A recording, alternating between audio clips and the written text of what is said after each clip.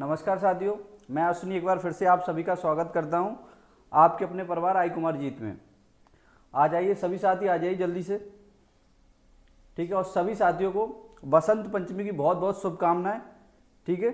सभी को बहुत बहुत शुभकामनाएं। माँ सरस्वती आप सभी पे अपनी कृपा बनाए रखें और इस आने वाले वर्ष में आप सभी को जल्दी से जल्दी सफलता प्राप्त हो, ठीक है। ऐसी हम कामना करते हैं माँ सरस्वती के चरणों में आप सभी के लिए, ठीक है साथियों। जल्दी से आ जाइए सभी लोग, फिर क्लास को शानदार तरीके से शुरू करते हैं, ठीक है जी। हेमंत जी गुड इवनिंग, ठीक है। सभी साथियों को नमस्कार। अब आ जाइए टॉपिक पे आते सीधे बात करते हैं, ठीक है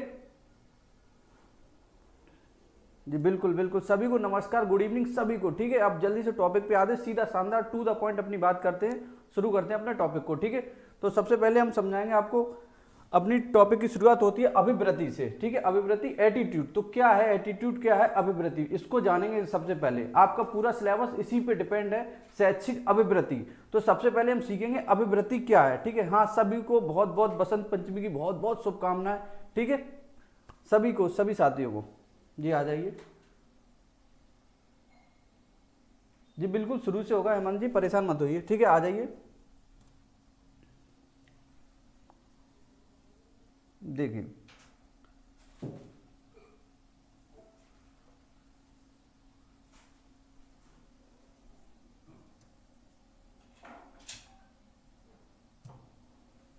देखो हमारा टॉपिक है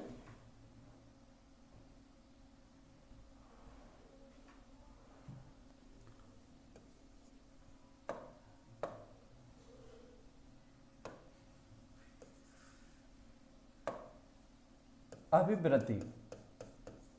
तो सबसे पहले हम सीखेंगे ये शब्द, इसका अर्थ क्या है, वास्तविक अर्थ क्या है, अभिवृत्ति का वास्तविक में अर्थ क्या है, इसको हम जानेंगे, ठीक है। तो अभिवृत्ति, इसे इंग्लिश में बोलते हैं एटीट्यूड,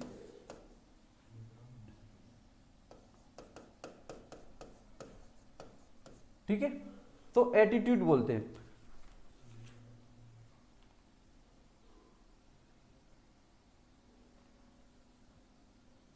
ठीक है। तो इस शब्द का अर्थ है,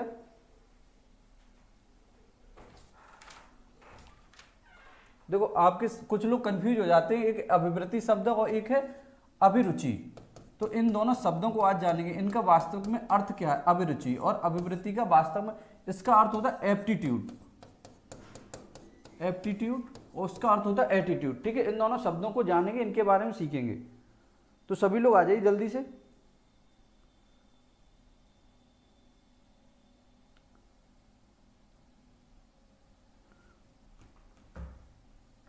देखो जो आपके सिलेबस में है, आपके सिलेबस में दिया गया अभिवृत्ति, और जो अन्य सिलेबस है जैसे प्रवक्ता वर्ग का सिलेबस है उसमें शिक्षण अभिरुचि नाम से जो है, तो उसका अर्थ होता है, शिक्षण अभिरुचि का अर्थ होता है योग्यता, ठीक है। क्या होता है, योग्यता, ठीक है, या फिर प्रतिभा। और जो आपके सिलेबस में है अभिवृत्ति, इसका अर्थ होता है नजरिया, ठीक है, नजरिया या फिर आपका रुझान, क्या रुझान है, ठीक है, किसी के प्रति आपका क्या रुझान है, ठीक है। तो एक शब्द पे पहले बात करते हैं।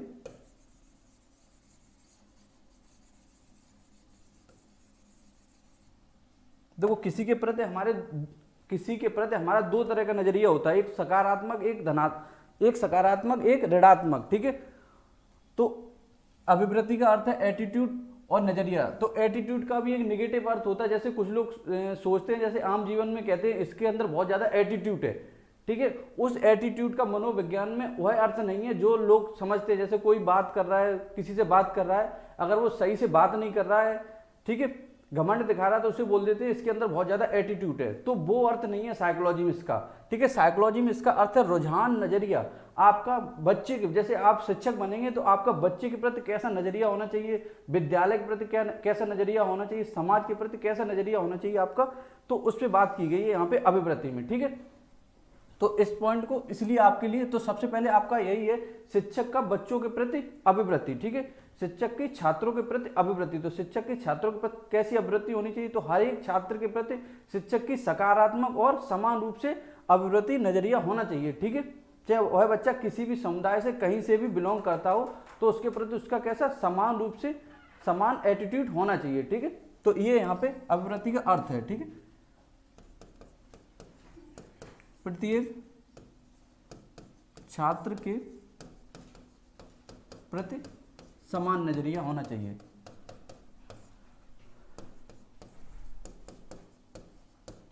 ठीक है, वैसे साइकोलॉजी से ऊपर जाएंगे तो इस शब्द का बहुत ही ब्रॉड अर्थ है, नजरिया का बहुत ही ब्रॉड अर्थ है। ठीक है, जैसे फिलॉसफी वगैरह में अंदर जाएंगे आप तो इसका एक बहुत ही ज्यादा ब्रॉड मतलब है नजरिया का। ठीक है, समाज के परिप्रेक्ष्य में, ठीक है, एथिक्स वगैरह सब्जेक्ट में इसका बहुत ही ब्रॉड अर्थ समझाया गया, लेकिन हम अपने सब्जेक्ट के अकॉर्डिंग चलेंगे, आपको बताएंगे इसके आपके एग्जाम के लेवल इसका क्या अर्थ है। ठीक है, तो आपके एग्जाम में यही लेवल है कि बच्चों के प्रति आपका कैसा नजरिया होना चाहिए। ठीक है, विद्यालय तथा सभी समाज के प्रति कैसा नजरिया होना चाहिए। आप एक शिक्षक होंगे, भविष्य में एक शिक्षक होंगे, तो आपकी क्लास में, आपकी कक्षा में हर वर्ग का बच्चा होगा, हर धर्म का बच्चा होगा, तो आप भी किसी एक विशेष धर्म जाति से होकर जाएंगे, लेकिन आप क्या है, आप एक शिक्षक हैं, तो आपका अपने हर एक छात्र के प्रति अभिवृत्ति कैसी होनी चाहिए, समान अभिवृत्ति होनी चाहिए। ठीक है, किसी विशेष धर्म की ओर आप इंगित नहीं करेंगे। ठीक है, तो ये सब इस चैप्टर में समझाया गया। समाज में आप एक शिक्षक का दायरा आपको दिया गया, एक पद दिया गया, तो उसका निर्वहन आप कैसे करेंगे। तो इस तरीके के प्रश्न बनते हैं आपके इन जो शुरुआत के टॉपिक हैं, 8-10 टॉपिक हैं, इनसे ऐसे ही प्रश्न बनेंगे आपके, साइकोलॉजी बेस्ड प्रश्न बनेंगे, कोई फैक्चुअल प्रश्न नहीं बनेंगे, देख लेना। इन चैप्टर से जो भी प्रश्न बनेंगे 1 या 2 प्रश्न फैक्चुअल बन सकते हैं, नहीं तो आपकी मेंटल प्रोसेस देखी जाएगी, आपका संज्ञानात्मक विकास को देखा जाएगा, आप समाज के प्रति, बच्चों के प्रति कैसा आपका नजरिया है। ठीक है, जितना अच्छा आप सोच लोगे, जितना आपकी पॉजिटिव थिंकिंग होगी, वही बेस्ट होगी। ठीक है, तो आप अच्छा टिक करके आएंगे। ठीक है, कल हमने प्रीवियस ईयर प्रश्न भी आपको दिखाए, तो उनमें आपने प्रश्नों को भी देखा था, किस तरीके से प्रश्न पूछे आयोग ने। ठीक है, तो फिर आगे आ जाइए। तो ये है नजरिया, यहाँ पे बात की जाती है अभिवृत्ति। तो काफी लोग कंफ्यूजन में रहते हैं, बस रटते रहते हैं कि शिक्षक का छात्रों के प्रति अभिवृत्ति, तो अभिवृत्ति का अर्थ क्या है। तो सबसे पहले किसी भी टॉपिक को शुरू करने से पहले हमें उसका अर्थ अच्छे से पता होना चाहिए। ठीक है, तो ये उसका एक्चुअल अर्थ है, नजरिया या फिर रुझान बोल सकते हैं आप। ठीक है, क्या नजरिया, क्या रुझान है किसी भी समाज के प्रति, बच्चे के प्रति, किसी के भी प्रति। ठीक है, आपका कैसा नजरिया है। तो आगे आ जाते हैं फिर आज के, जैसे आप शिक्षक बनेंगे तो आपको शिक्षक बनने में आपके अंदर कौन कौन से कौशल होने चाहिए, कौन कौन सी दक्षताएं, कौन कौन सी शिक्षण विधियां, ये सब गुण होने चाहिए, व्यक्तिगत गुण आपके अंदर होने चाहिए, जिससे आप अपने अधिगम को अच्छे से निर्वहन कर सकें बच्चों के समक्ष। ठीक है, तो उनको आज सीखेंगे, आप लोगों को बताएंगे। ठीक है, नहीं बिल्कुल ये क्लास लाइक शेयर बिल्कुल भी ना करें, ये बस आप लोगों के लिए क्लास दी गई है। ठीक है, ये सिर्फ आप लोगों के लिए क्लास दी गई है, बस आपके ग्रुप में ये क्लास है, तो अपने तक ही सीमित रखें ये मटेरियल। ठीक है, तो ज़्यादा बेस्ट रहेगा। ठीक है, अगर कोई आपका साथी जुड़ना चाहता है तो उसे पर्सनली हमें बताएं आप, तो उसे जोड़ दिया जाएगा। तो लाइक शेयर ना करें, आराम से शानदार तरीके से समझें, और फिर इस क्लास का नोट्स भी आपको दिया जाएगा, तो आराम से उसे नोट करके फिर से एक बार क्लास को पुनः रिवाइज करें, और फिर क्वेश्चन प्रैक्टिस कराई जाएगी, जिससे सभी समस्याओं का समाधान आपका हो जाएगा हर एक टॉपिक के प्रति। ठीक है, अब आगे आ जाइए, एक शिक्षक के प्रति आपके क्या गुण होने चाहिए। ठीक है, ठीक है, शिक्षक के विषय में तो सबसे पहले हम सीखेंगे शिक्षक के विषय में आपके अंदर कौन कौन सी योग्यताएं, ठीक है, क्षमताएं होनी चाहिए। ठीक है, वो हम सीखेंगे। तो सबसे पहले आते हैं, सभी तैयार है, सभी को समझ में आ रहा है, बताओ यहाँ तक समझ में आया। किसी को किसी भी प्रकार की समस्या हो तो जल्दी से बताएं, फिर टॉपिक को शुरुआत करते हैं। ठीक है, देखिए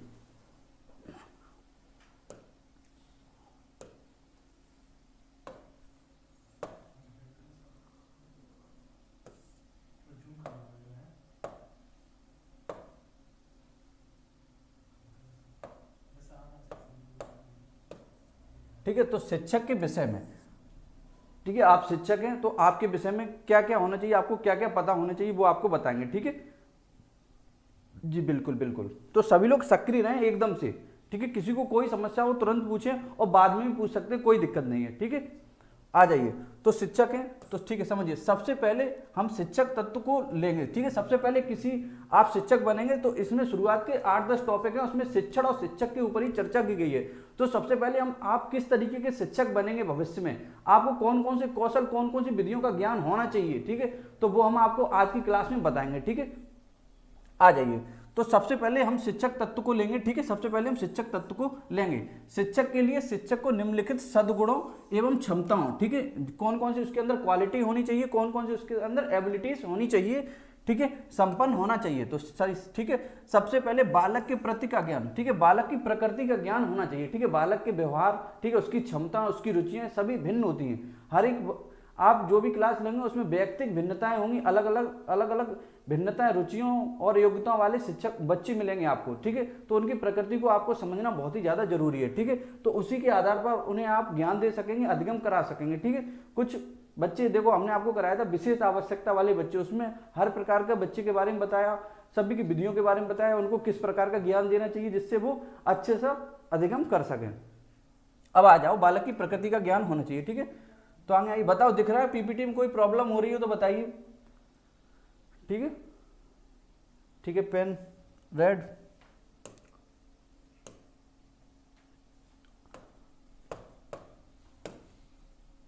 ठीक है। बालक की प्रकृति का ज्ञान, ठीक है। शिक्षक के लिए आवश्यक है कि अध्यापक को बालक की प्रकृति का ज्ञान हो, ठीक है। जो आप शिक्षक हैं आपको बालक के प्रकृति का ज्ञान हो, ठीक है। सबसे पहला ये पॉइंट, आप जानते हैं कि शक्ति, ठीक है, हर एक बच्चे के अंदर शक्ति, ठीक है, शक्ति, योग्यताएं, रुचियां, ठीक है, रुचि और संवेग और स्वभाव की दृष्टि से सभी बालक अलग अलग होते हैं, जो अभी हमने आपको बताया, ठीक है। पॉइंट पढ़ाने से पहले आपको बताया। अच्छा, थोड़ा सा जूम कर दें,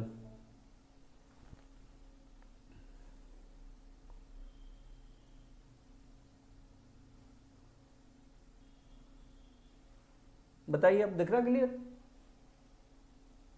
ठीक है।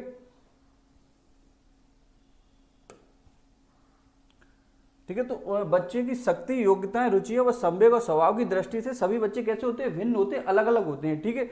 उनकी इसी भिन्नताओं को समझाना, ठीक है, उनकी इसी भिन्नताओं को समझना और उसके अनुसार उनके व्यवहार करने की क्षमता में, उनके व्यवहार करने की क्षमता शिक्षक में अवश्य होनी चाहिए, ठीक है। उनके व्यवहार के अकॉर्डिंग शिक्षक को शिक्षण देने की क्षमता अवश्य होनी चाहिए। दूसरे शब्दों में हम कह सकते हैं कि शिक्षक को बाल मनोविज्ञान, ठीक है, बाल मनोविज्ञान का सैद्धांतिक,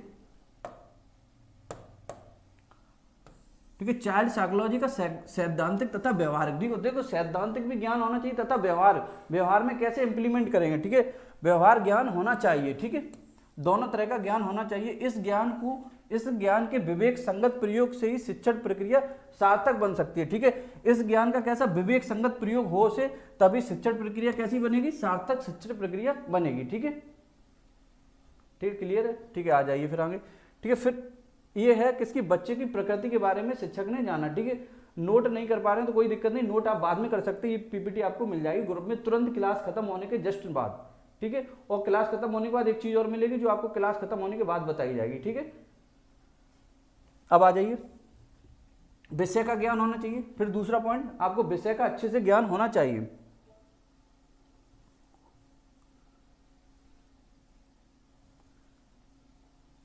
देखो विषय का ज्ञान तो होना अति आवश्यक है, ठीक है।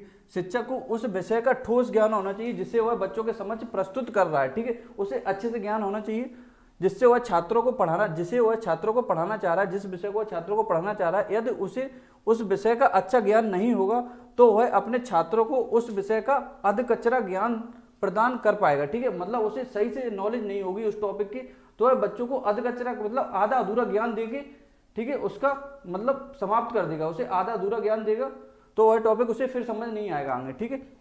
यही नहीं, यदा कदा वह छात्रों की शंकाओं का समाधान भी नहीं कर पाएगा, ठीक है। अगर उसे आधा अधूरा ज्ञान देगा तो उसकी शंकाओं, उसकी जो समस्या है उन्हें भी अच्छे से समाधान नहीं कर पाएगा। यदि सहयोग से ऐसे अवसर आते तो शिक्षक की प्रतिष्ठा पर धक्का लगेगा, ठीक है। तो यही इसीलिए आप लोगों को समझाया जा रहा, पढ़ाया जा रहा है इन टॉपिकों को। जो भी टॉपिक आप बच्चों को पढ़ाओ तो उसे उसकी नॉलेज आपको पहले से बहुत अच्छे से आनी चाहिए, आपको वो विधियां आनी चाहिए जिससे आप बच्चों के समझ उस ज्ञान को सरल स्वभाव भाव से प्रकट कर सके, जिससे बच्चों को अच्छे से समझ में आए, ठीक है। जो भी टॉपिक आप पढ़ाएं उसकी पहले पाठ्य योजना बनाएं, ठीक है, किस तरीके से पढ़ाना है, किस तरीके से बच्चों को समझाना है, ठीक है। आगे आइए जी, बिल्कुल क्लास खत्म होने के बाद तुरंत नोट्स भेज दिए जाएंगे आपको, ठीक है। लेकिन क्लास को अच्छे से समझें, नोट्स बनाने से कुछ नहीं होगा, नोट्स बना के रख लोगे कुछ नहीं होगा जब तक क्लास को अच्छे से समझोगे नहीं, ठीक है। इसमें कुछ ऐसे फैक्ट हैं जो हमको इसके साथ साथ अलग बोर्ड पे आपको समझाएंगे भी, ठीक है। आगे आ जाओ, छात्रों पर शिक्षक और शिक्षण के प्रभाव का ज्ञान, ठीक है। जो छात्र हैं उन पर शिक्षण का और शिक्षक का क्या प्रभाव होगा, ठीक है। छात्रों पर शिक्षक का और शिक्षण, ठीक है, जो शिक्षक है और शिक्षण जो एजुकेशन दी जाएगी उसका क्या प्रभाव पड़ेगा, ठीक है।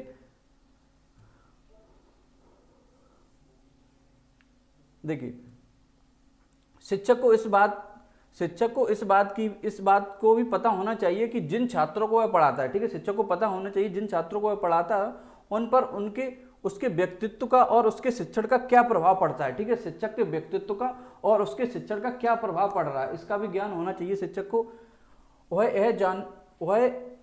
यह जानना चाहिए, इसलिए आवश्यक है कि इसी के आधार पर उसे आगे प्रयास करना है, ठीक है, इसी के आधार पर उसे आगे प्रयास करना है। शिक्षक के व्यक्तित्व और उसके शिक्षण का प्रभाव सभी छात्रों पर एक समान नहीं होता।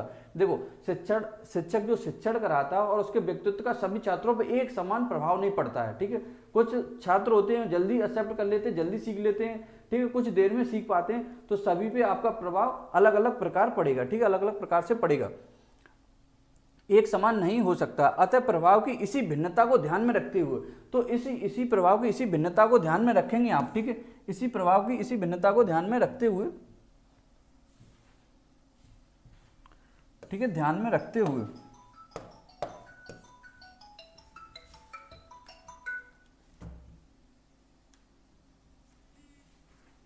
ठीक है जी, कैलाश जी, ठीक है, कैलाश ज्योति जी, ठीक है, भिन्नता को ध्यान में रखते हुए शिक्षक को आगे का शिक्षण कार्यक्रम बनाना पड़ेगा, ठीक है।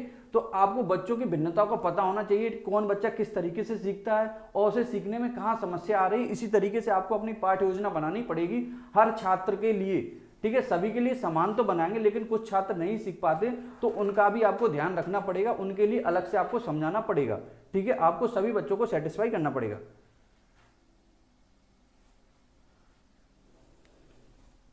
ठीक है, आगे आइए, शिक्षण विधियों का ज्ञान, सबसे मोस्ट इंपोर्टेंट ये हम आपको बस आज हल्की सी रूपरेखा बता रहे हैं कि कैसे आप आगे इन 8-10 टॉपिक पे कमांड करेंगे, ठीक है।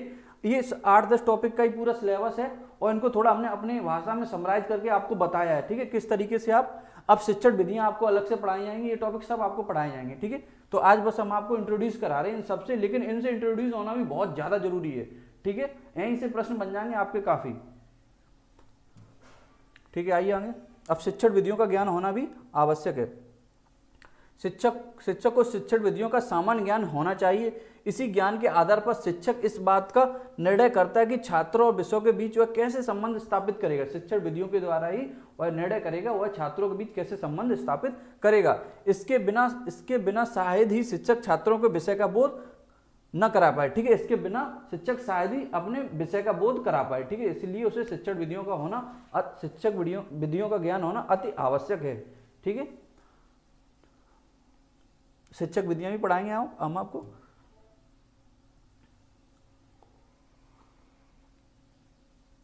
फिर छात्रों के समक्ष प्रस्तुत करने की विधि एवं ज्ञान, छात्रों के समक्ष विषय प्रस्तुत करने की विधि का ज्ञान, ठीक है, छात्रों के समक्ष आप विधि को कैसे प्रकट करेंगे। जी, टॉपिक लिख नहीं पा रहे हैं हम, आपको तुरंत इस क्लास के बाद नोट्स प्रोवाइड करा देंगे, ठीक है, लेकिन टॉपिक को समझना बहुत ज्यादा जरूरी है। ये टॉपिक शुरुआत के टॉपिक ऐसे हैं 8-10 टॉपिक, इनको लिख के रख लोगे, कोई ज्यादा खास आप पे असर नहीं पड़ेगा, लेकिन अगर इनको आपने समझ लिया अच्छे से तो आप अच्छे से इंप्लीमेंट कर सकते हैं, क्वेश्चनों को अच्छे से सॉल्व कर सकते हैं, ठीक है। आज क्वेश्चन भी हम कुछ भेजेंगे आपको तुरंत क्लास के बाद, इस टॉपिक की वर्कशीट भेजेंगे, ये टॉपिक करा रही है, टॉपिक को भेजेंगे और फिर क्वेश्चंस भेजेंगे, उन क्वेश्चंस को तुरंत लगाना है आपको और उनके आंसर बताने हमें, किसका क्या स्कोर हो रहा है वो मुझे बताना है, ठीक है। इसी टॉपिक से रिलेटेड क्वेश्चन होंगे आपकी डेली की क्लास में, ठीक है, तो परेशान मत होइए, टॉपिक की बिल्कुल कंफ्यूजन खत्म हो जाएगी आपकी, ठीक है। लिख नहीं पाओगे इतनी जल्दी, लेकिन लिखो मत, लिख बाद में लेना आप, ठीक है, ठीक है। आ जाओ, शिक्षक के समझ विषय प्रस्तुत करने की विधि का ज्ञान, ठीक है, शिक्षक को पता होना चाहिए कि जो सामग्री वह छात्रों के समक्ष प्रस्तुत करना चाहता है उसे वह किस विधि से प्रस्तुत करे। यदि शिक्षक इस विधि को नहीं जानता है तो उसे उसके लिए छात्रों की विषय सामग्री का सही से बोध नहीं करा पाएगा, ठीक है, ठीक है। तो उसे विषय सामग्री का उस विधि का ज्ञान अति आवश्यक है, ज्ञान होना चाहिए, ठीक है, वह किस तरीके से विषय सामग्री को बच्चों के समक्ष प्रस्तुत करेगा। फिर आते हैं शिक्षण प्रणालियां, यहां से प्रश्न बना था, ठीक है, कल एक प्रश्न बना था, देखा था, शिक्षण प्रणालियों से प्रश्न बना था। शिक्षक की अनेक प्रणालियां हैं, ठीक है, शिक्षण की अनेक प्रणालियां। शिक्षक छात्रों को जब कोई विषय पढ़ाना चाहता है, ठीक है, तो इस बात का विचार करना होता है कि उस विषय को किस शिक्षण प्रणाली से छात्रों के समक्ष रखना चाहिए, ठीक है। शिक्षण प्रणाली की काफी ठीक है। तो किस पे ध्यान रखना चाहिए, उसे शिक्षण प्रणालियों पे ध्यान रखना चाहिए, ठीक है, क्योंकि शिक्षण प्रणाली की काफी प्रणालियां जिनको अलग अलग तरीके से बच्चों के सामने आप प्रस्तुत कर सकते हैं, ठीक है। हर एक प्रणाली का अलग महत्व है, ऐसा नहीं कि आप एक प्रणाली आपने अपना ली उस तरीके से पूरा पढ़ा दिया, तो हर एक प्रणाली की अलग महत्व है, तो हर एक प्रणाली का ज्ञान आपको होना चाहिए, अल्प ज्ञान तो हर एक प्रणाली का अच्छे से होना चाहिए, ठीक है। शिक्षण प्रणाली को चुनना, ठीक है, शिक्षण प्रणाली को चुनना बड़े विवेक का कार्य है, ठीक है। कौन सी प्रणाली आपको कब चुननी है, ठीक है, इसका विवेक होना बहुत ही ज्यादा आवश्यक है। इसी पर शिक्षक की सफलता निर्भर होती है। शिक्षक की निम्नलिखित प्रणालियां हैं, ठीक है। तो सबसे पहले आपकी है व्याख्या प्रणाली, ठीक है, व्याख्या प्रणाली लेक्चर, ठीक है, लेक्चर मेथड। फिर स्पष्टीकरण प्रणाली आएगी आपकी, ठीक है। फिर वर्णन प्रणाली है, विवरण प्रणाली, ठीक है, तुलना प्रणाली, कथा प्रणाली और पुस्तक पठन सामग्री प्रणाली और प्रश्नोत्तर प्रणाली। ये कुछ प्रमुख प्रणालियां हैं, इनका ज्ञान होना आपको अति आवश्यक है, ठीक है। तो ये प्रणालियां आगे आपको जब शिक्षक अभिवृत्ति वाली क्लास कराई जाएगी, शिक्षा के प्रति अभिवृत्ति, तो इन प्रणालियों के बारे में डिटेल बताया जाएगा, किस मनोवैज्ञानिक ने कौन सी प्रणाली दी है और किस प्रणाली में क्या है, ठीक है। तो ये कुछ प्रमुख प्रणालियां, तो इनका ज्ञान होना अति आवश्यक है, ठीक है।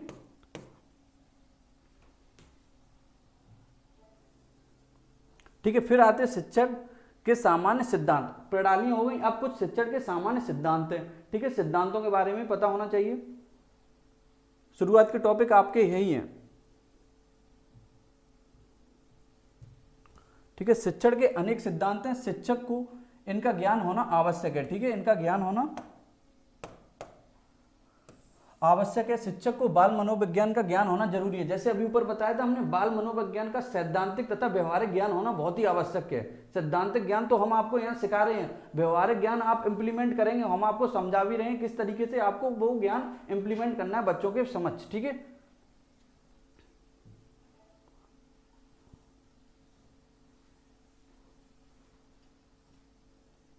ठीक है, अब देखिए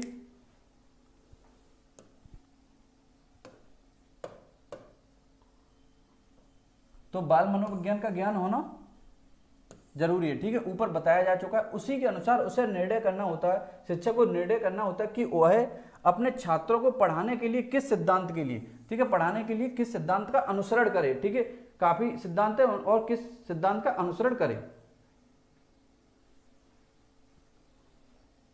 यदि शिक्षक इस बात का ध्यान नहीं रखेगा तो वह अपने शिक्षण को सफल और सार्थक नहीं बना पाएगा, ठीक है। अगर शिक्षक इस बात का ध्यान नहीं रखेगा तो वह अपने शिक्षण को सफल और सार्थक नहीं बना पाएगा, ठीक है। तो उसे इस बात का ध्यान भी रखना आवश्यक है, ठीक है, किस सिद्धांत का कब प्रयोग किया जाना चाहिए। शिक्षण के सामान्य सिद्धांत आपके सामने देखिए, ये सिद्धांत आपने पढ़े भी हैं, हमने आपको आगे पढ़ाए भी हैं, इनमें से कुछ सिद्धांत और फिर से सारे सिद्धांत पढ़ाए जाएंगे आपको और अच्छी तरीके से। ये सिद्धांत हैं, देखिए, क्रियाशीलता का सिद्धांत, ठीक है, क्रियाशीलता का सिद्धांत जिसमें बच्चों को आपको करके दिखाना पड़ेगा, ठीक है। तो क्रियाशीलता का सिद्धांत, प्रेरणा का सिद्धांत, ठीक है, मोटिवेशन, प्रेरणा का सिद्धांत। फिर जीवन से संबंधित करने का सिद्धांत, जीवन से संबंधित ऐसे क्रियाकलाप जो उसके जीवन से संबंधित हो, रेगुलर बेस हो है, उन क्रियाओं को करता हो, उससे संबंधित सिद्धांत, ठीक है। रुचि का सिद्धांत, उसके इंटरेस्ट, किसमें उसका इंटरेस्ट है, ठीक है, उसके अनुसार आपको शिक्षण अधिगम कराना होगा, ठीक है। निश्चित लक्ष्य का सिद्धांत, ठीक है, चयन का सिद्धांत, नियोजन का सिद्धांत और विभाजन का सिद्धांत और आवृत्ति का सिद्धांत और मनोरंजन का सिद्धांत, ठीक है। इनमें से कुछ सिद्धांत ज्यादा प्रमुख हैं, जैसे क्रियाशीलता का सिद्धांत, प्रेरणा का सिद्धांत, जीवन से संबंधित सिद्धांत, रुचि का सिद्धांत और निश्चित लक्ष्य का सिद्धांत। ये कुछ प्रमुख सिद्धांत हैं, ठीक है, कराए सभी जाएंगे, सभी के बारे में बताया जाएगा, लेकिन ये कुछ प्रमुख सिद्धांत हैं, इनके बारे में बहुत ही अच्छे से पता होना चाहिए, ठीक है। तो इन सिद्धांतों के बारे में चर्चा हुई आपसे कौन कौन से सिद्धांत। फिर आ जाइए आप शिक्षण सूत्रों का सिद्धांत, ठीक है। तो शिक्षण सूत्र होते हैं, 2 प्रश्न बने थे, कल की क्लास में देखा था आपने, 2 प्रश्न थे शिक्षण सूत्रों से, एक पहला ही प्रश्न था, ठीक है। तो शिक्षण सूत्रों का ज्ञान भी होना आवश्यक है, ठीक है। शिक्षण सूत्रों का सिद्धांत,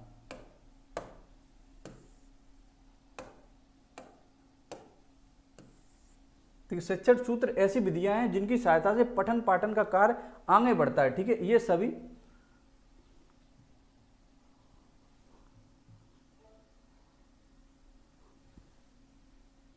ठीक है, ये सभी सूत्र अनुभव पर आधारित होते हैं। किस पे आधारित होते हैं? अनुभव पर, ठीक है। आपको कैसा अनुभव है उस पर आधारित होते हैं, आपके अनुभव पर आधारित होते हैं।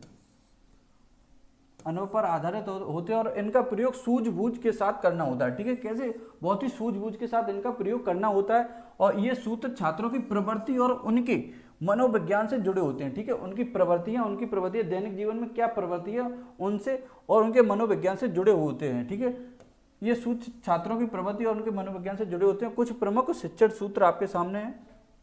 ठीक है, आप सभी ने ये सूत्र पढ़े होंगे। ठीक है, ज्ञात से अज्ञात की ओर। ठीक है, सबसे पहले बच्चों को आप ये बताओगे उसे क्या ज्ञात है, फिर उसे अज्ञात की ओर ले जाओगे। ठीक है, पहले आप उस चीज को उसे बताओगे जो उसे पता है पहले से, फिर उसे ऐसी चीज बताओगे जो उसे नहीं पता है। ठीक है, तो ज्ञात से अज्ञात की ओर, सुगम से कठिन की ओर, सरल से कठिन की ओर, ठीक है, सरल से जटिल की ओर, स्थूल से सूक्ष्म की ओर, ठीक है, पूर्ण से अंश की ओर, और अनिश्चित से निश्चित की ओर, और प्रत्यक्ष से अप्रत्यक्ष की ओर, और विशिष्ट से सामान्य की ओर, और विश्लेषण से संश्लेषण की ओर। फिर है मनोविज्ञान। पहले उसे मनोविज्ञान का ज्ञान देंगे, फिर उसे तर्क शक्ति के प्रति जागरूक करेंगे। ठीक है, तर्क शक्ति, ठीक है, मनोविज्ञान, फिर तर्क शक्ति की ओर। ठीक है, आगमन विधि और अनुभव से तर्क की ओर, और एक है इसमें निगमन विधि। शायद निगमन नहीं लिखा है, निगमन नहीं टाइप हो पाया तो निगमन और विधि है। ठीक है, निगमन विधि। ठीक है, आगमन विधि और निगमन विधि। ठीक है, तो ये कुछ प्रमुख शिक्षण सूत्र हैं, इनका ज्ञान होना आवश्यक है। ठीक है, बताओ समझ में आया? यहाँ तक समझ में आया? फिर हम आपको बताएंगे शिक्षक के व्यक्तिगत गुण। ठीक है, शिक्षक के कौन कौन से व्यक्तिगत गुण होने चाहिए बच्चों के प्रति। ठीक है, उनके बारे में बताएंगे। बताओ यहाँ तक समझ में आया सभी के? किसी को किसी प्रकार की कोई समस्या हो? देखो, ये इस तरीके से ये बहुत ही आसान से और आसानी से आपको समझा सकें और सटीक समझा सकें, इस वजह से इस तरीके से ये वे अपनाया गया है। ठीक है, आप अच्छे से कम समय में ज़्यादा से ज़्यादा समझ सकें। ठीक है, ज़्यादा से ज़्यादा टॉपिक को कवर कर सकें। ठीक है, जिससे हम और आसानी से आपको आगे समझा सकें। ठीक है, फिर शिक्षक के व्यक्तिगत गुण बताएंगे आपको कौन कौन से शिक्षक के अंदर व्यक्तिगत गुण होने चाहिए। ठीक है जी, बिल्कुल। ठीक है, और जैसे आज जिस दिन टॉपिक वाली क्लास हुआ करेगी उस दिन इंटरेक्शन थोड़ा कम हो पाया करेगा, और जिस दिन क्वेश्चन वाली क्लास हुआ करेगी उस दिन आप लोगों से अच्छे से इंटरेक्शन भी हो जाया करेगा। ठीक है, तो जिस दिन टॉपिक वाली क्लास होगी उस दिन आपकी बातें थोड़ा कम ले पाया करेंगे, टॉपिक पे ध्यान ज़्यादा हुआ करेगा। ठीक है, तो आ जाइए, अब देखें आपके अंदर कौन कौन से ऐसे गुण होने चाहिए जिससे आप अच्छा प्रस्तुत कर सकते हैं बच्चों के समक्ष और समाज के समक्ष। ठीक है, तो ऐसे कौन कौन से गुण होने चाहिए आप लोगों के अंदर? जी बिल्कुल, निगमन विधि भी बताएंगे, आगमन विधि भी बताएंगे, सारी विधियां बताएंगे। ठीक है, निगमन विधि होती है नियम से उदाहरण की तरफ चलते हैं। ठीक है, ऐसी विधि जहां बच्चों को पहले नियम बताए जाते हैं, सूत्र बताए जाते हैं, फिर उसे अलग अलग उदाहरण दिए जाते हैं, वो होती है निगमन विधि। ठीक है, सारी विधियां बताएंगे। ठीक है, आ जाइए, अब कौन कौन से व्यक्तिगत गुण होने चाहिए एक शिक्षक के अंदर। ठीक है, शिक्षक संपूर्ण क्रिया का सूत्रधार होता है। जो शिक्षक होता है संपूर्ण क्रिया का सूत्रधार होता है। ठीक है, हर एक बच्चे का भविष्य निर्माता होता है। ठीक है, हर एक छोटे बच्चे का भविष्य एक शिक्षक के हाथ में होता है। ठीक है, तो शिक्षक के अंदर भी कुछ क्वालिटीज होनी चाहिए अच्छे से, जो बच्चों को ट्रेंड कर सके अच्छे से। ठीक है, उनका भविष्य अच्छे से निर्वाह कर सके। तो कौन कौन से ऐसे गुण होने चाहिए? आ जाइए, आज सभी को वो गुण देते हैं हम, तो आप लोग देखिए। सबसे पहले आप लोगों के अंदर होने चाहिए, छात्रों पर उसका बहुत प्रभाव पड़ता है। जो बहुत ज्यादा प्रभाव पड़ता है वो है अपने समझ जिस व्यक्ति को देखता है उसी का अनुसरण करता है। ठीक है, अतः छात्रों की पढ़ाई के साथ साथ उसके चरित्र पर प्रभाव डालने के शिक्षक के अनेक गुणों का होना आवश्यक है। ठीक है, पढ़ाई के साथ साथ उसका चरित्र निर्माण भी करना है। ठीक है जी, बिल्कुल चंपा गोरियल जी, इसके नोट्स भी दिए जाएंगे आपको। ठीक है, क्लास जैसे ही खत्म होगी आप अपना ग्रुप देखेंगे, आपको नोट्स और विद क्वेश्चन बहुत ही ज्यादा क्वेश्चन कराए जाएंगे आपको। पहले भी हमारी शुरुआत से आदत रही है टॉपिक के साथ साथ क्वेश्चन कराना, जिससे टॉपिक की सारी अंडरस्टैंडिंग है आपके समझ प्रस्तुत हो जाए, कोई भी प्रॉब्लम ना रहे आपको। इसलिए बहुत ज्यादा क्वेश्चन कराए जाएंगे, बोर्ड पे भी कराए जाएंगे क्वेश्चन, लेकिन आपको डेली क्वेश्चन दिए जाएंगे। जो टॉपिक हम कराएंगे उसके क्वेश्चन डेली दिए जाएंगे, फिर आप लोग उनके आंसर सॉल्व करके हमें बताएंगे किसका कितना स्कोर हो रहा है। ठीक है, ठीक है, मार्केट में आप जाओगे, आप किसी एक दो सिंगल बुकों में आपका पूरा सिलेबस डिफाइन नहीं है। 27 पॉइंट्स, हमने बहुत सारी बुक्स देख ली आपकी एलटी से, साइकोलॉजी से रिलेटेड। ठीक है, खुद हमारे भी सेल्फ नोट्स हैं जो हम खुद बनाए हैं। ठीक है, तो किसी एक बुक में आपको इतना सिलेबस नहीं मिलेगा, तो सभी का सिलेबस कंसाइज वे में करके जो इंपॉर्टेंट सिलेबस है, इंपॉर्टेंट टॉपिक है, हर एक बुक से छांट के आपके सामने प्रस्तुत किए जाएंगे और हमारे खुद के नोट्स होंगे, ठीक है। तो बिल्कुल भी निश्चिंत हो जाइए, बस जैसे हम बताते जा रहे वैसे आप लोग करते रहिए और बिल्कुल मेहनत आप लोग भी करते रहिए साथ साथ। देखो सबसे पहले उसका कैसा अच्छा स्वास्थ्य होना चाहिए, ठीक है, स्वास्थ्य शरीर उसका कैसा अच्छा होना चाहिए, ठीक है, क्योंकि फर्स्ट इंप्रेशन उसकी बॉडी से ही पड़ेगा, ठीक है, उसके शरीर से ही पड़ेगा, कैसा इंप्रेशन होगा, तो स्वास्थ्य कैसा हो, अच्छा हो, ठीक है। स्फूर्ति और उत्साह, शिक्षक के अंदर उत्साह और जोश भरा होना चाहिए, जिससे वह सामने वाले बच्चों को अंदर जोश बना सके, ठीक है, उत्साह उनके अंदर भर सके, ठीक है। तो स्फूर्ति और उत्साह से भरा होना चाहिए, अच्छा स्वास्थ्य होना चाहिए, सामान्य होना चाहिए किंतु सुरुचिपूर्ण वेशभूषा होनी चाहिए, वेशभूषा सामान्य होनी चाहिए, ठीक है, लेकिन कैसी होनी चाहिए, सुरुचिपूर्ण, अच्छे ढंग से प्रस्तुत होनी चाहिए, वेल मेंटेन्ड होना चाहिए, ठीक है। ऐसे जरूरी नहीं कि अच्छे एकदम कोट पैंट जीन्स में होना चाहिए, ऐसा नहीं, फॉर्मल ड्रेस होनी चाहिए एक शिक्षक की, बिल्कुल, ठीक है।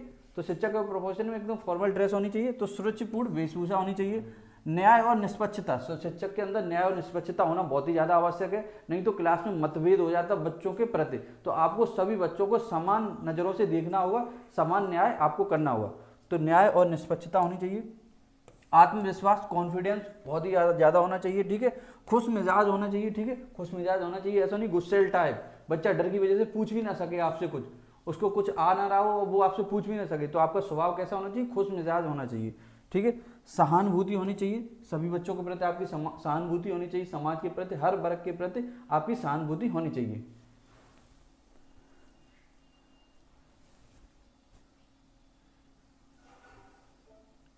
ठीक है। धैर्य और लगन, कैसी, धैर्य और लगन होना चाहिए, धैर्य व लगन, ठीक है, उत्साह और आशावादी होना चाहिए, ठीक है, आशावादी होना चाहिए जरूर, ठीक है, और पहलकदमी तथा ज्ञान संपन्न होना चाहिए, ठीक है, ज्ञान संपन्न होना चाहिए, ठीक है, ज्ञान परिपूर्ण होना चाहिए, तभी तो शिक्षक कहलाएगा एक, ठीक है। नेतृत्व की क्षमता होनी चाहिए, ठीक है, लीडरशिप होनी चाहिए, नेतृत्व की क्षमता विकसित कर सके बच्चों के समक्ष है, ठीक है, कच्चा शिष्टाचार होना चाहिए और सदाचार होना चाहिए, ये कुछ प्रमुख गुण हैं, ठीक है, कुछ प्रमुख क्वालिटीज हैं जो शिक्षक में होनी चाहिए। जी बिल्कुल बिल्कुल, क्विज वगैरह सब कुछ होगी,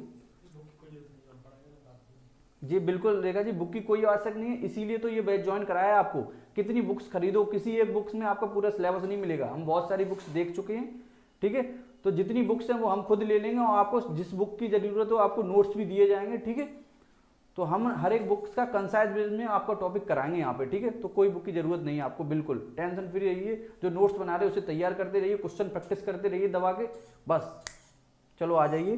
तो ये रहा था आज शिक्षक के विषय में आपको समझाया, ठीक है, ठीक है। अब एक नेक्स्ट टॉपिक है, ठीक है, वो हल्का सा एक टॉपिक नेक्स्ट शुरू कर रहे हैं हम आपका आज, ठीक है, तो शिक्षा के प्रति क्या अभिवृत्ति होनी चाहिए, ठीक है, इसकी शुरुआत करे दे रहे आज हम, ठीक है, शिक्षक के बारे में जानना बहुत ही ज्यादा आवश्यक था, इसीलिए हमने शुरुआत में आपको इसको बता दिया, ठीक है। बताओ यहाँ तक कोई समस्या हो किसी को?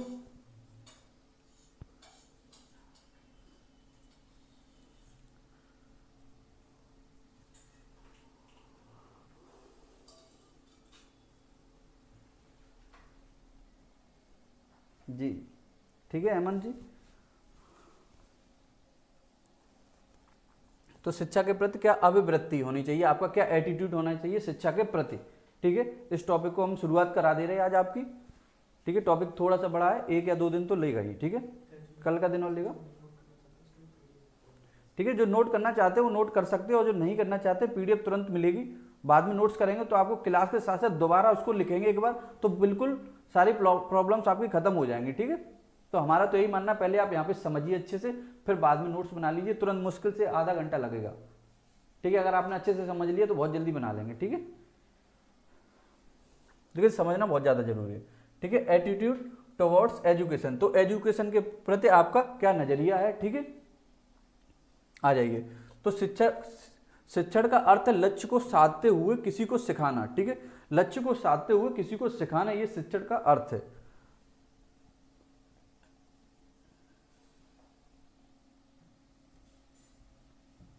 ठीक है, क्या है, लक्ष्य को साधते हुए किसी को सिखाना,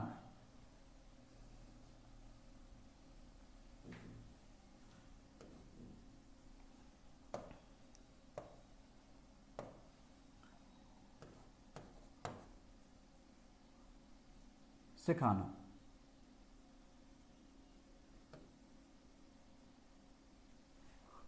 ठीक है, तो शिक्षक एक त्रिध्रुवी प्रक्रिया, ठीक है, कैसी त्रिध्रुवी प्रक्रिया, ट्राइपोलर मेथड है, ठीक है, जिसमें आप क्या शिक्षक होगा, बालक होगा और पाठ्यक्रम होगा, ठीक है, तीन चीजें होंगी, शिक्षक, बालक और पाठ्यक्रम, ठीक है। तो एक ऐसी प्रक्रिया त्रिध्रुवी प्रक्रिया, ये किसने दी थी, जॉन डीवी मनोवैज्ञानिक थे, उनके द्वारा यह प्रक्रिया दी गई थी। जी बिल्कुल बिल्कुल संजू नेगी जी, आप तो बहुत पहले से जुड़े हैं हमसे, तो आप लोग तो परेशान मत होइए, क्योंकि हमें आप लोगों को पता है हम क्वेश्चन कराते बिल्कुल साथ साथ, टॉपिक खत्म होगा और पूरे टॉपिक के क्वेश्चन हम खुद कराएंगे और आप लोग भी खुद करेंगे, इतने सारे क्वेश्चन कराए जाएंगे आपको, ठीक है। तो शिक्षण कैसी है, एक त्रिध्रुवी प्रक्रिया, ठीक है। ये त्रिध्रुवी प्रक्रिया किसके द्वारा दी गई, जॉन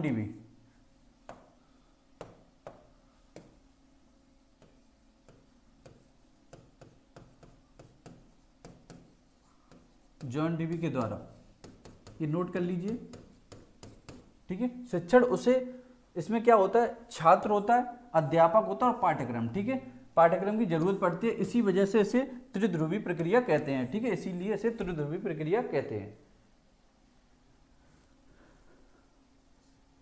ठीक है। शिक्षण का अर्थ समझ में आया, लक्ष्य को साधते हुए बच्चों को सिखाना, किसी को सिखाना, और ये कैसी त्रिध्रुवी प्रक्रिया है, ट्राइपोलर प्रोसेस है, ठीक है, ठीक है। पाठ्यक्रम की क्या क्या विशेषताएं होनी चाहिए, इनको देखिए,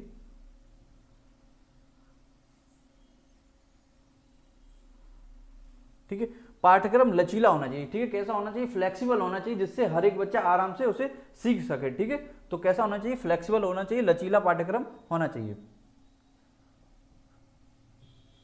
ठीक है, लचीला होना चाहिए। पाठ्यक्रम सामाजिक आवश्यकताओं के अनुसार होना चाहिए, ठीक है, सामाजिक आवश्यकता है, ठीक है, सोशल नीड्स हैं, बच्चे की जो सोशल नीड्स है, समाज में जो आवश्यकता है उसके अनुसार होना चाहिए, ऐसा नहीं कि आप उसे ज्ञान थोपे ही जा रहे हो, ऐसा ज्ञान देना चाहिए जिसमें वह व्यवहार में इंप्लीमेंट कर सके, जैसे वो व्यवहार में डेली के जीवन में और बोलचाल में, आम जीवन में, किसी दुकान पे जाता कोई सामान खरीदता है तो वह उस ज्ञान को प्रयोग कर सके, ठीक है, प्रयोग कर सके, ऐसा ज्ञान देना चाहिए आपको, ठीक है। समाज में वह सक्रिय होना चाहिए, किताबी कीड़ा नहीं बनाना, उसे रटाना नहीं है, उसे समझाना है, ठीक है, समाज में वो अच्छे से अपने आप को प्रेजेंट कर सके सभी के सामने, झिझके ना, ठीक है, उसके अंदर से झिझक को खत्म करना है, तो ऐसा ज्ञान देना है, ठीक है।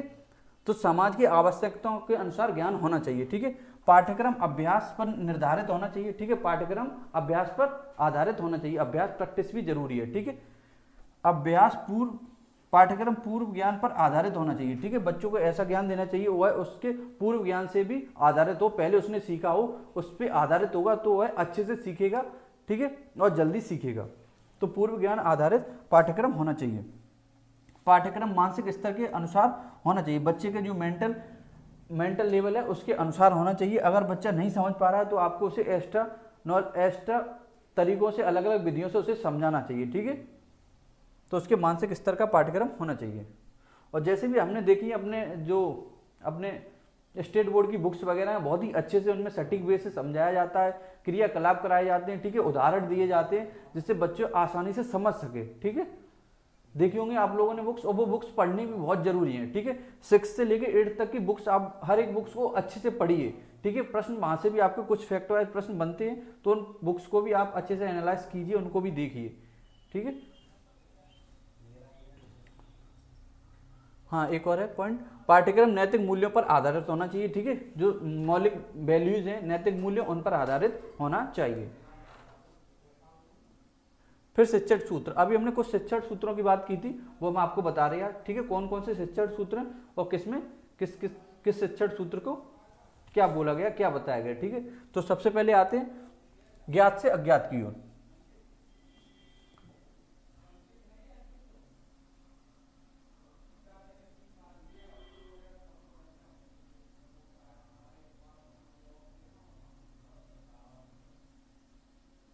देखिए, ठीक है, ज्ञात से अज्ञात की ओर।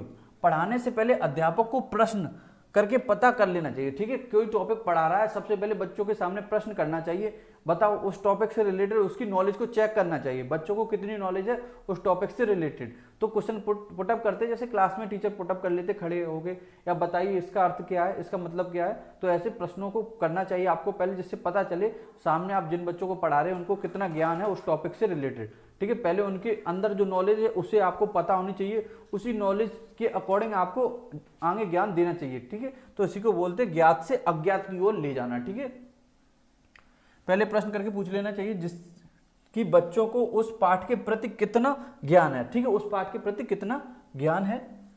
ठीक है, पता करने से अध्यापक को कक्षा का स्तर पता चल जाएगा। ठीक है, लेवल पता चल जाएगा कक्षा का और बच्चों का। ठीक है, ज्ञान पता होने से बच्चा कहाँ तक पढ़ाना है, बच्चे को कहाँ तक पढ़ाना है। ठीक है, और कैसे पढ़ाना है। ठीक है, बच्चे नहीं जानते हैं। ठीक है, बच्चे क्या जानते हैं ये पता चलेगा। ठीक है, इसलिए ज्ञात से अज्ञात की ओर पढ़ाया जाता है। ठीक है, फिर सेकंड सूत्र है ज्ञात से अज्ञात की ओर। इसमें ठीक है पहले पूर्व ज्ञान, बच्चे का पूर्व ज्ञान चेक किया जाता है, उसके अनुसार आगे उसे ज्ञान दिया जाता है। फिर आ जाता है सरल से कठिन की ओर। ठीक है, सरल से कठिन की ओर अध्यापक पहले अध्यापक को सरल रचनाएं प्रस्तुत करनी चाहिए, बच्चों के समझ सरल रचनाएं प्रस्तुत करनी चाहिए जिससे वो अच्छे से समझ सके। ठीक है, सरल रचनाएं प्रस्तुत करनी, ऐसा नहीं कि आपने पहले ही उसे क्रिटिकल समस्या ऐसे तार्किक रूप के प्रश्न उसके सामने प्रस्तुत कर दिए और पहले ही उस कॉन्सेप्ट के प्रति उस विचारधारा को अपने अंदर निगेटिव ले ले कि नहीं हम तो ये सीख ही नहीं सकते, हमने तो ये कभी पढ़ा ही नहीं। तो पहले आपको उसके सामने सरल, ठीक है, सरल रचनाओं को प्रस्तुत करना चाहिए। उसके बाद उसे थोड़ा सा ऊपर, हल्का सा लेवल फिर ऊपर उठाना चाहिए।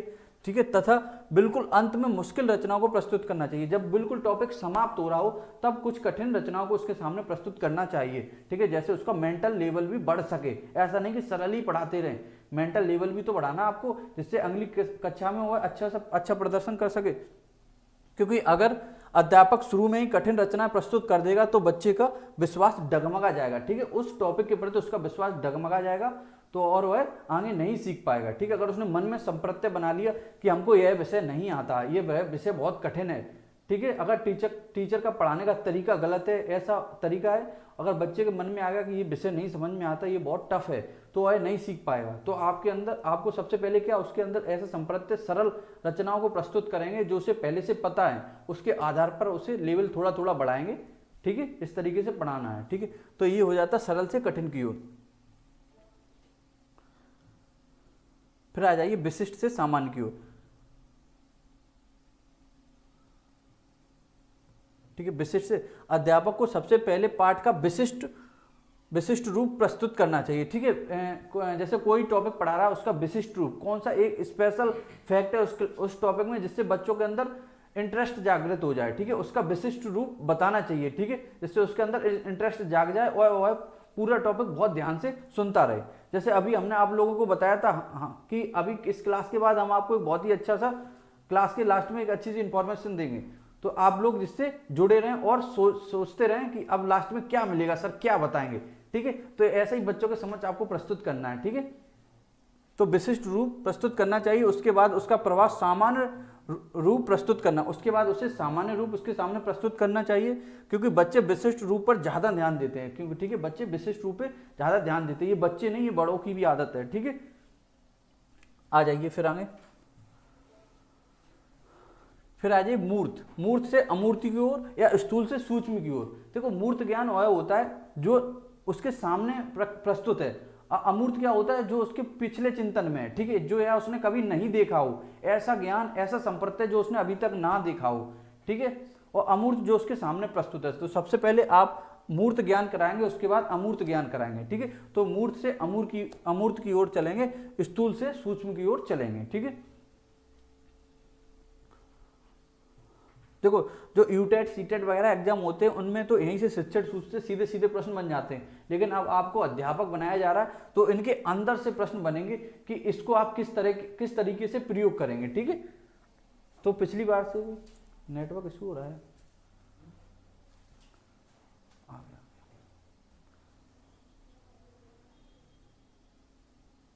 ठीक है, तो किसी तरह की कोई समस्या तो नहीं। ठीक है, तो मूर्त से अमूर्त की ओर बच्चा पहले अपने सामने रखी वस्तुओं पर ध्यान देगा, ठीक है। जो वस्तु उसके सामने रखी है, पुस्तक, किताब, पंखा, मेज, फैन जो है, टीचर, बोर्ड, डस्टर वगैरह, उन पर ध्यान देगा, ठीक है। उन रखी वस्तुओं पर ध्यान केंद्रित करता, उसके बाद उनको हटाने पर भी ध्यान केंद्रित कर सकता है, ठीक है। कोई चीज आपने बच्चे के सामने प्रस्तुत की है, ठीक है, तो उसका संप्रत्यय, वो उसका कॉन्सेप्ट अपने दिमाग में बना लेगा, फिर आप उसे हटा देंगे तो उसका कॉन्सेप्ट फिर भी उसके दिमाग में कुछ समय तक बना रहेगा। तो यह डेवलप कराना आपको, ठीक है। बच्चा उन चीजों का उसके ऊपर तार्किक रूप से नहीं सोच सकता है जो उसने पहले कभी नहीं देखी हो, ठीक है। जो चीज उसने पहले कभी नहीं देखी हो तो उसके ऊपर वह तार्किक रूप से नहीं सोच सकता है, ठीक है, नहीं उसका कॉन्सेप्ट बना पाएगा, उसकी क्या आकृति होगी, ठीक है। अतः पहले बच्चे को वस्तुएं दिखानी चाहिए, पहले बच्चों को वो वस्तुएं दिखानी चाहिए जो उसने देखी हैं, ठीक है। पर मतलब वह वस्तु पहले बच्चे को दिखानी चाहिए, अगर उसने नहीं भी देखी तो पहले उस बच्चे को वह वस्तु दिखानी चाहिए, ठीक है। बाद में उनको हटाकर उन पर ध्यान केंद्रित करने के लिए बोलना चाहिए, ठीक है। तो आपको फिर उन्हें याद दिलाना चाहिए वह कैसी थी, उसकी आकृति कैसी थी, उसमें कौन कौन सी विशेषताएं थी, क्या क्या गुण थे, ठीक है। इस तरीके से आपको स्थूल से सूक्ष्म की ओर या मूर्त से अमूर्त की ओर ले जाना है बच्चों को, ठीक है। फिर आते हैं पूर्ण से अंश की ओर, ठीक है, पूर्ण से अंश की ओर। अध्यापक को पहले पूरे भाग की जानकारी देनी चाहिए, ठीक है, पहले पूरे भाग की जानकारी देनी चाहिए, उसके बाद में उसके छोटे छोटे भागों की जानकारी देनी चाहिए। उदाहरण, पहले गाड़ी के बारे में बताना चाहिए, फिर उसके बाद उसके पार्ट्स के बारे में बताना चाहिए, ठीक है। मतलब पहले पूर्ण ज्ञान, उसे एक होलिस्टिक ज्ञान दे देना चाहिए। जैसे अभी हमने आपको शुरुआत में पूरे सिलेबस का होलिस्टिक ज्ञान दिया था पहली क्लास में, ठीक है। फिर बाद में धीरे धीरे पार्ट वाई आपको पूरे चैप्टर कराए जाएंगे, ठीक है। तो इसी तरीके से पहले बच्चों को समझ विकसित करनी चाहिए कि टोटल कितना है, ठीक है। फिर उसके बाद धीरे धीरे टुकड़ों में उसे समझाना चाहिए, ठीक है। जैसे पहले गाड़ी के बारे में बतानी चाहिए, गाड़ी है, फिर इसके छोटे छोटे पार्ट्स हैं, कौन कौन से पार्ट्स हैं उनके बारे में बताना चाहिए, ठीक है। आप पहले ही बता दोगे ये स्टीयरिंग है, ठीक है, ये शीशा है, तो वो समझेगा ही नहीं, पहले उसे गाड़ी दिखानी चाहिए पहले, ठीक है, तब वो सीखेगा गाड़ी में कौन कौन से पार्ट्स होते हैं, ठीक है। तो ये है पूर्ण से अंश की ओर। फिर आ जाओ अनिश्चित से निश्चित की ओर।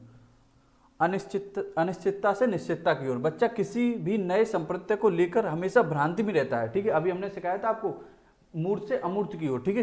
तो कोई भी नया संप्रत्यय होगा उसके प्रति उसके अंदर कंफ्यूजन हो गई, ठीक है। आप कोई भी नया संप्रत्यय उसे सिखाएंगे उसके प्रति उसको कंफ्यूज रहेगा, ठीक है, नहीं अच्छे से बना पाएगा कॉन्सेप्ट, उसने पहली बार देखा होगा, ठीक है। या हम लोगों ने भी जब बचपन में कोई नई चीज देखी होगी तो एकदम से नहीं उसके बारे में कॉन्सेप्ट बना पाते, धीरे धीरे अपने माता पिता से, मम्मी पापा से, अपने भाई बहन से, दोस्तों से पूछते हैं, ठीक है, अपने बड़ों से पूछते हैं उसके बारे में, ये कैसे होता है, क्यों होता है, कहाँ होता है, ठीक है। लेकर भ्रांति में रहता है। बच्चे की भ्रांति को ध्यान में रखकर उसको ज्ञान देना चाहिए, ठीक है। उसके ऐसा नहीं कि आप बोल दो कि नहीं ऐसे नहीं होता, ये होता है, नहीं, उसे समझाना चाहिए, ठीक है। प्यार से उसे समझाओ इस तरीके से होता है, उसे बताना चाहिए उस चीज को, ठीक है, ताकि वह उसके प्रति निश्चित हो जाए, ठीक है, ताकि वह उस ज्ञान के प्रति कैसा हो जाए, निश्चित हो जाए, ठीक है।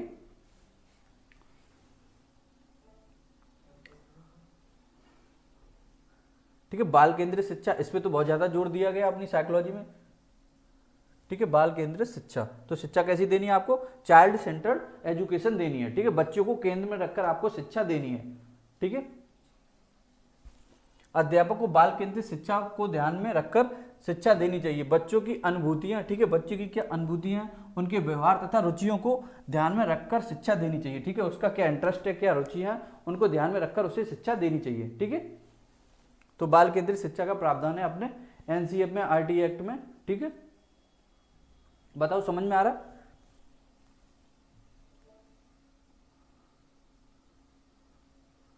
फिर है विश्लेषण से संश्लेषण की ओर, ठीक है। विश्लेषण का अर्थ है टुकड़ों में, ठीक है। विश्लेषण का अर्थ है टुकड़ों में, अलग अलग टुकड़ों में, पार्ट में, ठीक है, तोड़ तोड़ के समझाना, अलग अलग पार्ट में बांट के समझाना ज्ञान को, ठीक है। और संश्लेषण का अर्थ है जोड़ना, पहले उसे अलग अलग पार्ट में समझाएंगे फिर जोड़ के बताएंगे, कोई भी चीज है, कोई भी प्रयोग है, उसे अलग अलग करके बताएंगे फिर जोड़ के दिखाएंगे। तो ये विश्लेषण से संश्लेषण की ओर ले जाना। फिर आता मनोविज्ञान से तर्क की ओर, ठीक है। मनोविज्ञान का संप्रत्यय उसके अंदर पहले डेवलप करेंगे, ठीक है। साइकोलॉजी आप सीख रहे तो उसके अंदर मनोवैज्ञानिक संप्रत्यय बनाएंगे, फिर लॉजिकल बातें बताएंगे, लॉजिकल कॉन्सेप्ट बताएंगे। ये नहीं कि पहले उसे एकदम से आप लॉजिकल कॉन्सेप्ट नहीं उसके अंदर डेवलप कर सकते आप, ठीक है।